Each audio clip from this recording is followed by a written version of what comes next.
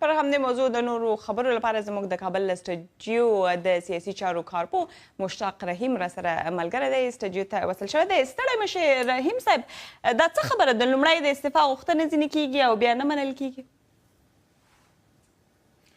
ډیره مننه. زه فکر کوم دلته دوه دلیل دي د دې کار. یو خو دا چې ښاغلی اتمر د ولسمشر ډېر نږدې ملګری پاتې شوی و او نه شو کولی چې یوازې د ده نه د ده استعفا وغواړي. نو ده په دې پلمه چې په ټول ملک کې وضعیت خراب دی او امنیتي ادارو خپلې چارې ښې مخته نه دي وړي، د ټولو استعفا یې وغوښتې. د دې نه علاوه زه بل دلیل پکې نه وینم. دویمه خبره دا ده چې په یو وار سره د ټولو مشرانو استعفاوې منل به ملک امنیتي بحران لا پسې ژور کړی وی او ولسمشر به وروسته فکر کړی وي چې دغه بحران باید ژور نشي او د دې له کبله به یې دا درې نورې استعفاوې رد کړي وي. لیکن د یادونې وړ ده چې د ښاغلي اتمر او د ولسمشر دفتر ترمنځ تر ډېرې مودې را په دې خوا اړیکې یو څه ترینګلې وي او دوی د یو بل سره د کار کولو هغه کومه همغږي چې وه هغه له لاسه ورکړې وه.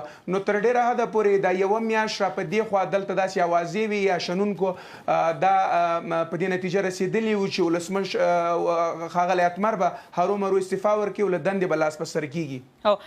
داسې ګونګسې هم ووایي چې له استعفا وړاندې یوه لفظي شخړه شوې وه. په ارګ کې اصلا څه روان دي؟ څه کیږي؟ له بده مرغه د ولسمشر غني تر ټیم ترمنځ د هغه ورځې نه چې دوی په ارګ باندې ننوتي دي د واک په سر باندې کش و ګیر او یو بل سره یوه نوه سیالي روانه ده. په درې ډلو باندې په لومړي سر کې دوی ویشل شوي وو چې ښاغلی اتمر په یوه ډله کې وو، دا ځوانان په بله ډله کې وو او ښاغلی رحیمي په بله ډله کې وو او دوی همیشه په دې تکل کې وو چې څنګه کولی شي په ارګ کې خپل ډېر اغېز ولري او په دې په لړ کې دوی همیشه یو سیالۍ کې بوخت وو.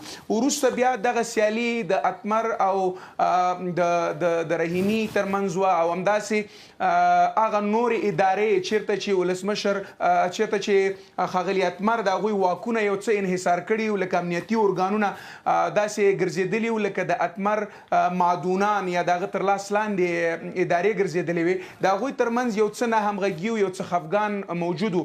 نو دا له بده مرغه په ارګ کې د ورځې نه چې دوی کار پیل کړی دی دا یو نوه سیالي روانه ده چې تل یې د افغانستان په امنیتي چارو، د سولې په چارو او نور اداري اصلاحاتو په چارو باندې منفي اغیز غورځولی دی.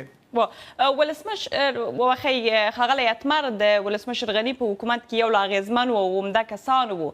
د ده له لرې کېدو سره به اوس څه کیږي؟ تمه څه ده؟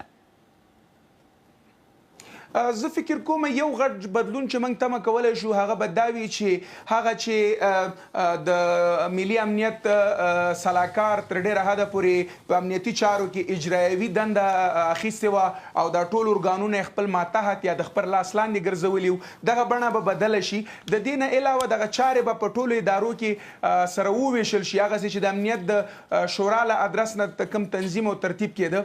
د دې نه اخواته دومره ډېر تاثیر نه لیدل کېږي. اما دا دی چې ولسمشر یو ډېر خورا پوخ سیاستوال څوک چې په نړیوالو چارو کې کافي معلومات لري او په امنیتي چارو کې هغه یې له لاسه ورکړه. نو یو مهم ادرس د مشورې یې له لاسه ورکړه چې دا به یو تشه وي چې په ارګ کې ایجاد شوې ده، اما دا تشه تر له ډېرې مودې نه دلته ایجاد وه او دغه به دوام پیدا کړي. کور مادران مشتاق رحیم د سیاسي چارو کارپو، ژوندی اوسئ.